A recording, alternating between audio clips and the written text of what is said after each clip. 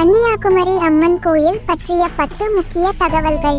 3 கடல்களின் சங்கமம். கன்னியாகுமரி இந்திய பெருங்கடல், அரபிக்கடல் மற்றும் வங்காள விரிகுடா ஆகிய 3 கடல்கள் சங்கமிக்கும் இடமாகும். சூரிய உதயம் மற்றும் அஸ்தமனம். இந்த கோயில் சூரிய உதயம் மற்றும் அஸ்தமனத்தின் அற்புதமான காட்சிகளை வழங்குகிறது. இது ஆன்மீக தேடுபவர்களுக்கு பிரபலமான புனித யாத்திரை தலமாக அமைகிறது. என்றும் எரியும் தீபம். கோயிலில் என்றும் எரியும் தீபம் உள்ளது. இது தெய்வீக இருப்பின் அடையாளமாக நம்பப்படுகிறது.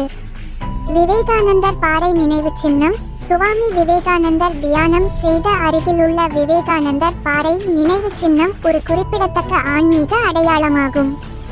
கட்டிடக்கலை அற்புதம். கோயிலின் கட்டிடக்கலை திராவிட பாணியை வெளிப்படுத்துகிறது.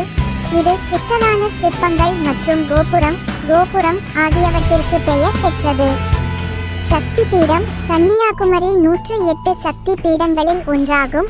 அவை தேவி சதியின் உடலின் பாகங்கள். அவை தற்கொலைக்கு பிறகு விழுந்த இடங்கள் என்று நம்பப்படுகிறது. குணப்படுத்தும் நீர். கோயிலின் புனித நீர்கள் குணப்படுத்தும் பண்புகள் கொண்டதாக நம்பப்படுகிறது. திருவிழாக்கள். கோயில் ஆண்டு முழுவதும் பல்வேறு திருவிழாக்களை கொண்டாடுகிறது. மிக முக்கியமானது வருடாந்திர கன்னியாகுமரி ஜெயந்தி. கன்னிப்பெண் வடிவில் தேவி கன்னியாகுமரி கன்னிப்பெண் வடிவில் அருள்பாலிப்பதாக கூறப்படுகிறது.